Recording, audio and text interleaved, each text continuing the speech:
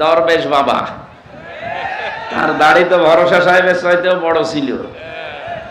তার সব সাদা, মাথা থেকে শুরু করে পা পর্যন্ত যা শরীরে ডেসাপ সব কি ভেতরের অবস্থা আমি জানি না, আমার মনে হয় এটাও সাদা, সব সাদা। সাদা মনে কাদা নেই, কিন্তু ওর মনে যে এত কাদা এখন টের পাচ্ছে জনগণ।